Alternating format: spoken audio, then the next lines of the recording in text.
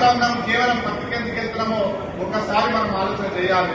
ఇవాళ వరికి వచ్చేసరికి నీళ్లు ఫ్రీగా వస్తున్నాయి, కరెంటు ఫ్రీగా వచ్చేస్తా ఉన్నారు, కటింగ్ చేయడానికి మిషన్ వస్తున్నది, కొనడానికి ప్రభుత్వం ఉంది, 2 డబ్బులు వస్తా ఉన్నాయి.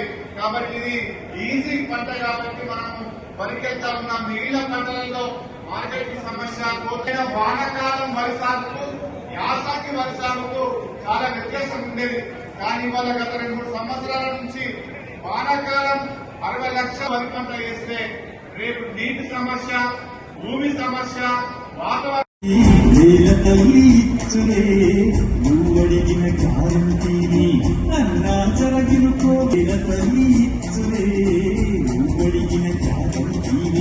పదహారు పైన పోషకాల గనిగి తల్లి తక్కువైన పోషకాలు పద్ధతిగా ఇయ్యాలే.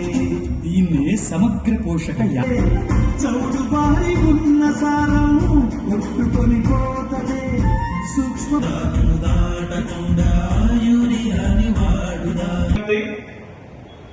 ప్రతి ఒక్కరూ మీటింగ్ హాల్లోకి వెళ్ళగలరు.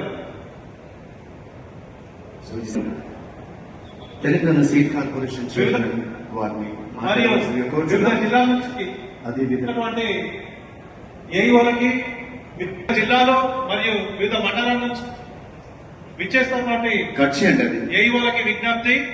ఎవరు మాట్లాడుతున్నారు? మీ రైతు సోదరుని సార్ చెప్పండి. అక్కడ ఇక్కడ మాట్లాడేటప్పుడు అక్కడ డిస్టర్బ్ చేయకూడదు. సారథి కళాకారులు సిద్ధంగా ఉన్నారు.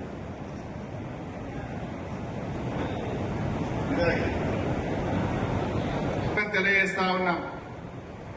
ఈ కార్యక్రమం నిర్వహించడం అనేది రైతులలో ఒక అవగాహన కల్పించి వ్యవసాయంలో వస్తున్నటువంటి ఉద్దేశంతో రాష్ట్ర ప్రభుత్వం తీసుకున్నటువంటి కార్యక్రమం ఇది.